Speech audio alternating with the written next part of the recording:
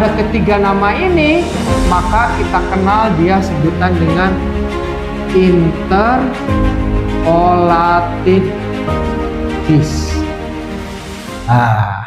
Intercalated disc itu adalah gabungan adherent junction, desmosome, gap junction ya, ditambah dengan disc ya. Oke, gap junction ditambah dengan ditambahkan menjadi intercalated disc. Nah, inilah yang teman-teman harus tahu. Di jantung itu ternyata ada alat komunikasi. Ternyata ada pengikatnya supaya pada saat kontraksi tidak lepas. Oke, lanjutkan ya. Prosesnya. Tadi di sini positif. Oke, positif ini lanjut ya. Dia menyeberang ke sini. Ini sudah tak jelasin. Menyeberang. Oke, masuk sini. Sap, nyebrang. Jadi di sini charging positif. Kan di sini positif. Pindah. Jadi di sini charging positif. Oke, charging positif pada sel kontraktil berbeda dengan pada saat sel nodus. Kalau tadi resting membran potensialnya di sel nodus ada di negatif 60, kalau di sini karena selnya cukup besar, maka resting membran potensialnya berada di negatif 90 milivolt. Nah, seperti itu. Berbeda dengan yang di sini.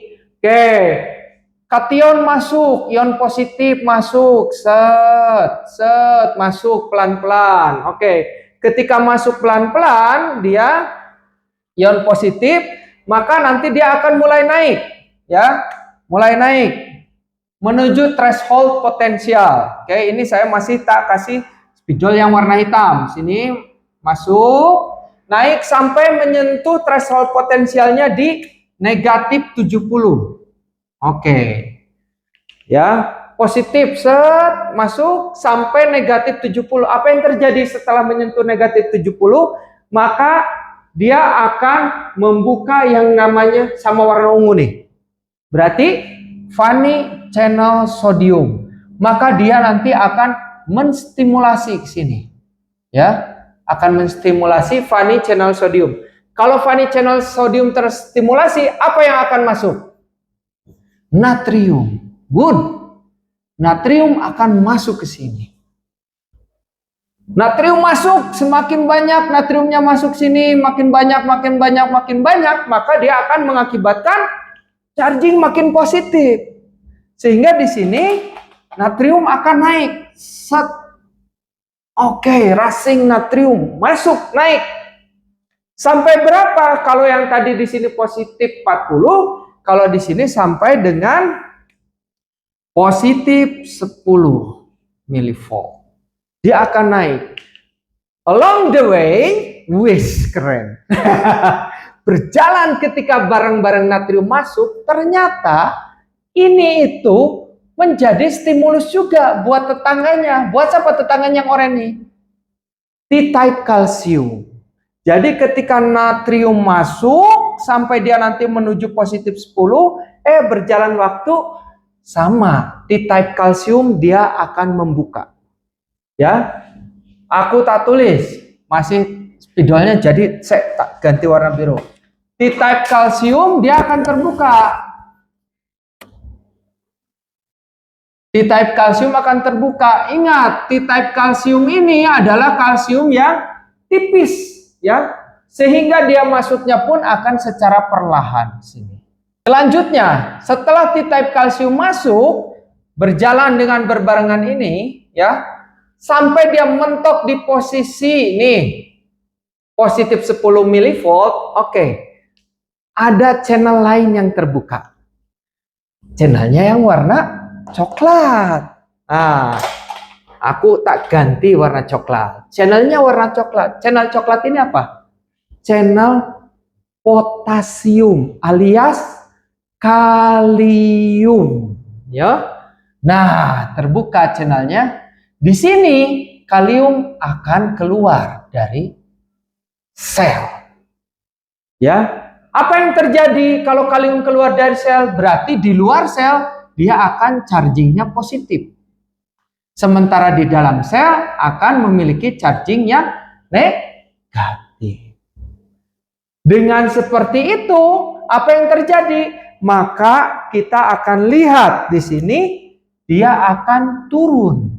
Karena ada satu yang keluar, charging positif keluar, maka akan turun kurvanya. Karena yang keluarnya adalah kalium. Oke, sampai berapa? Sampai dengan 0 milivolt. 0 milivolt. Ya. Oke, sampai dengan 0 milivolt. Ketika dia menyentuh 0 milivolt, oke, perhatikan, hijau ini baru akan main. Hijau ini apa? L-type kalsium. Ketika sampai ke 0 milivolt, maka lihat, L-type kalsium akan aktif.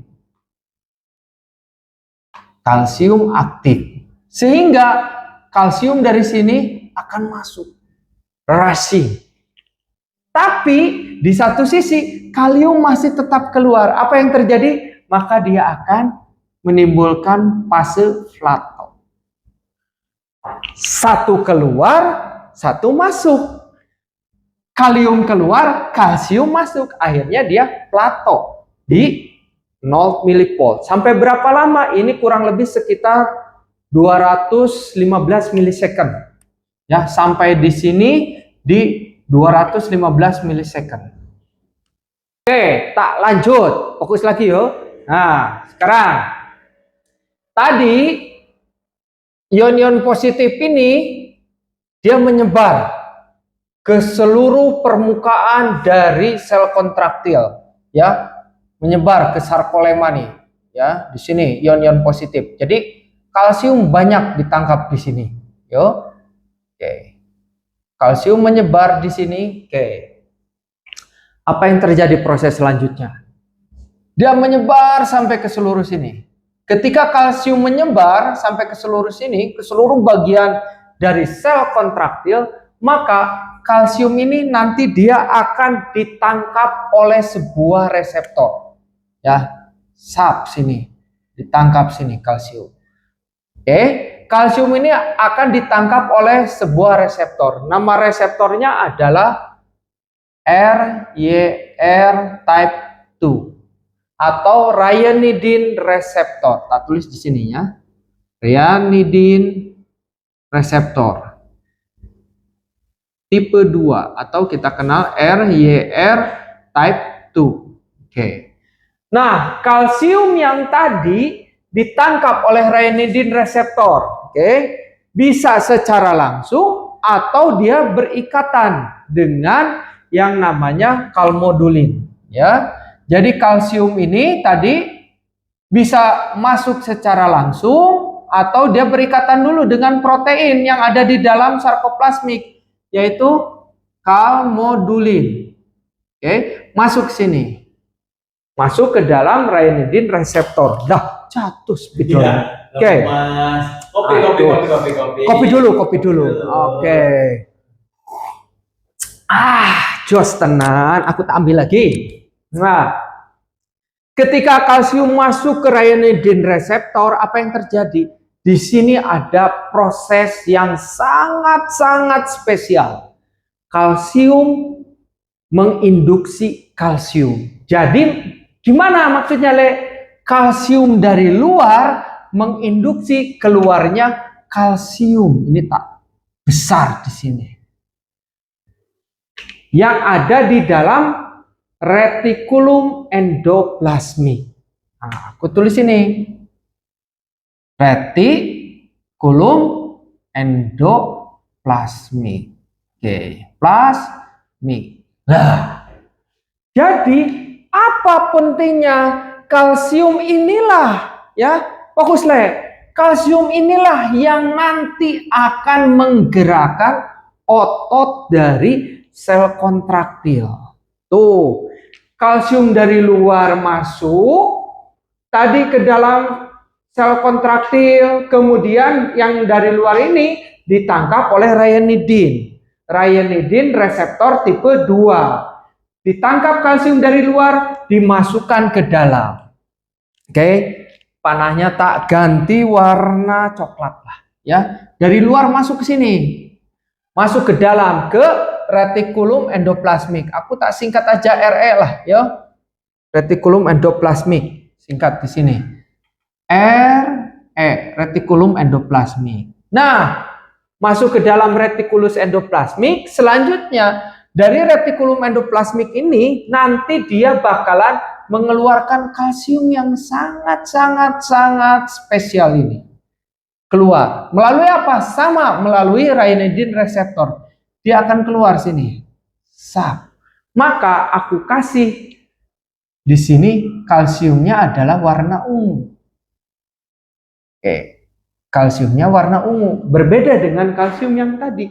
Karena kalsium yang berasal dari retikulus endoplasmik inilah yang nanti akan menggerakkan sel kontraktil. Nah, aku tak zoom, yo, nih bagian ini, aku zoom pindahkan ke sini, ya, oke. Ceritanya, kalsiumnya tadi warna ungu, oke. Kalsiumnya yang warna ungu nih, kalsium warna ungu, kalsium positif warna ungu. Kalsium ini nanti akan ditangkap, oke. Oleh apa? Akan ditangkap oleh yang namanya troponin, ya. Kenalan dulu dengan troponin. Oke. Troponin. Troponin ini di dalam jantung dibagi menjadi 3, ya. Ada troponin I, trop I. Oke. Ada trop C. Oke. Trop C itu adalah untuk kalsium, trop I ini untuk aktin, kemudian ada trop T. Ya, trop T itu adalah untuk tropomyosin. Oke, yang ini aktin, menggambarkan aktin, trop C ini adalah untuk kalsium, trop T ini adalah untuk tropomyosin.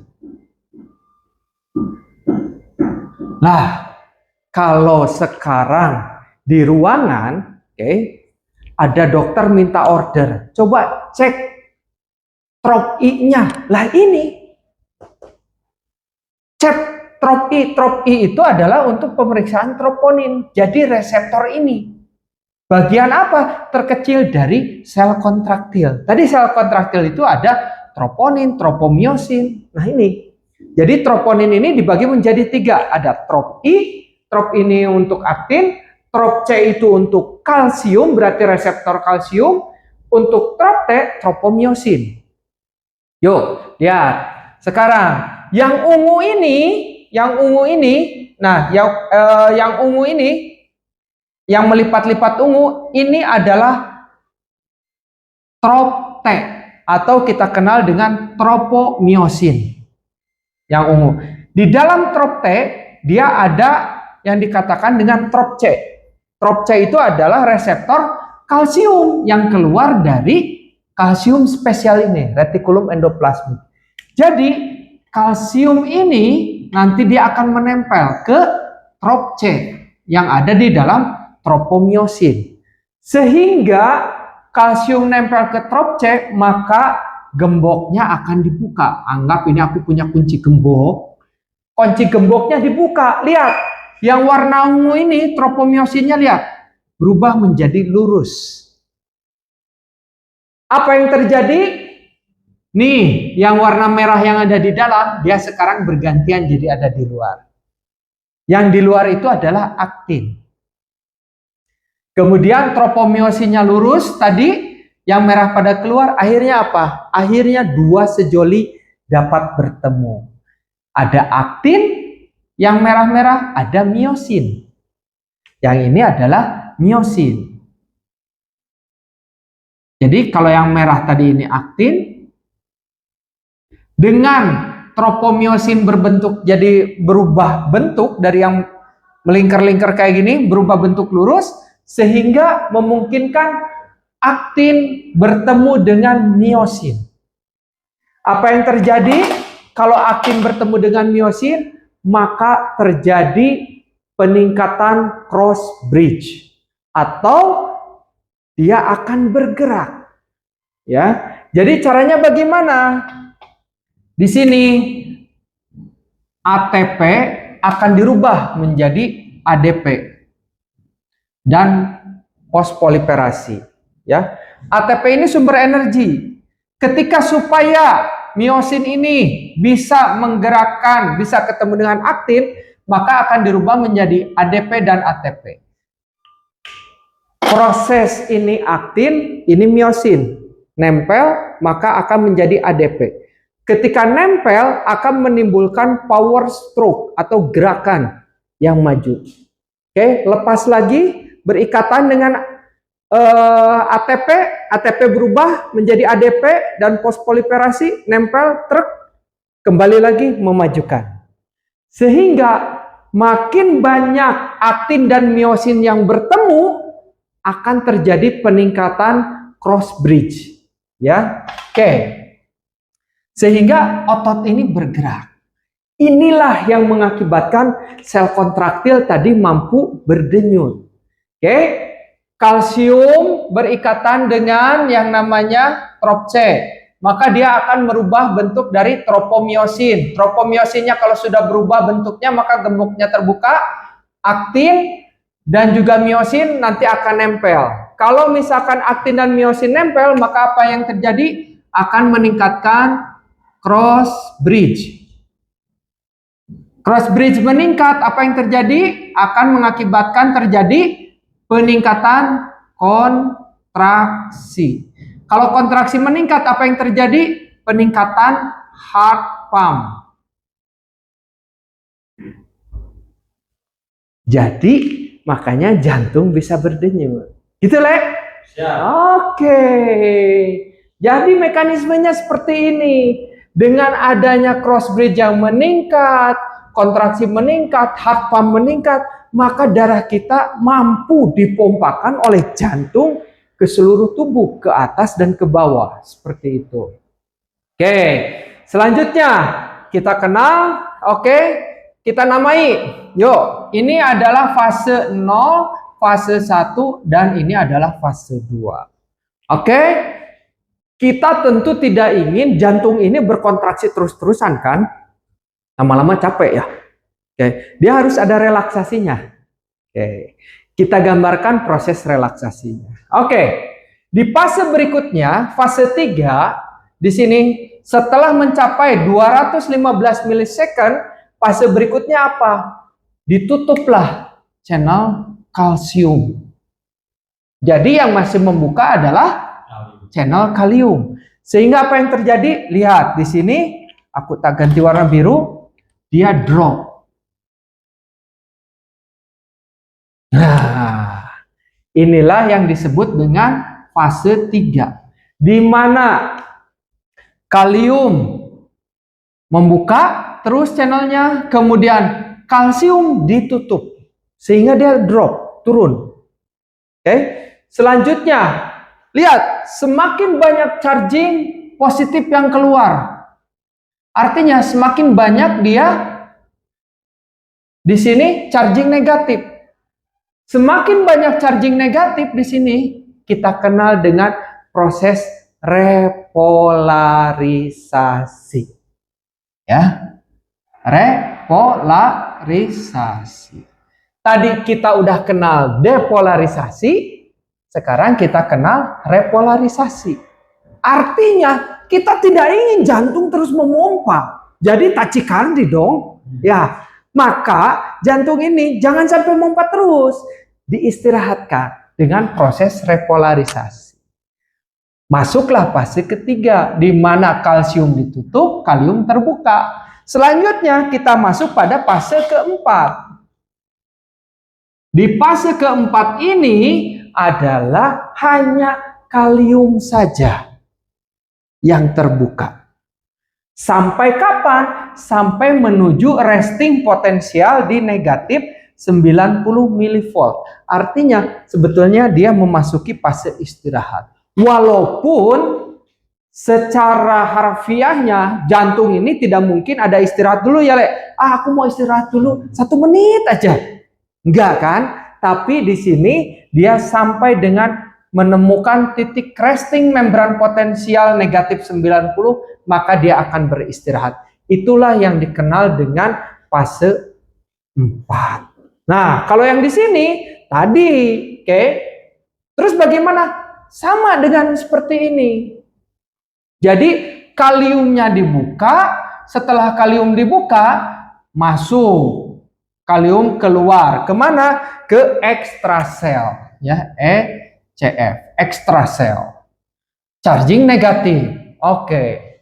Nah, masih ingat yang tadi, kalsium yang nempel ini. Berarti kalsium ini harus dibalikan masuk ke dalam. Ya. Kalau nempel terus, maka dia akan terus aja aktin miosin berkontraksi, berikatan. Nah, dia harus dibalikan. Masukkan lagi dong ke sini. Lah, sap, balikan lagi. Nah, sini. Ketika dia balik ke sini, kalsium harus balik ke dalam, dia memerlukan sebuah energi. Karena kalsium yang ada di sini, konsentrasinya lebih rendah dibandingkan kalsium yang ada di gudangnya. Maka dia perlu energi. Oke, jadi dia perlu yang namanya ATP. ATP. Oke, kalsiumnya masuk ke sini. Oke. Kalsium bisa masuk pakai ATP di sini. Kemudian dari dalam, saya bantu kalsium masuk. Dari dalam, dari sini, saya akan keluar. Yang keluarnya apa? Yang keluar dari sini adalah hidrogen. Oke. Inilah yang dikatakan dengan aktif transport. Jadi ketika kalsium masuk pakai ATP, kemudian dari dalam sel yang keluar adalah hidrogen, H+. Oke. Sama di sini juga. Oke.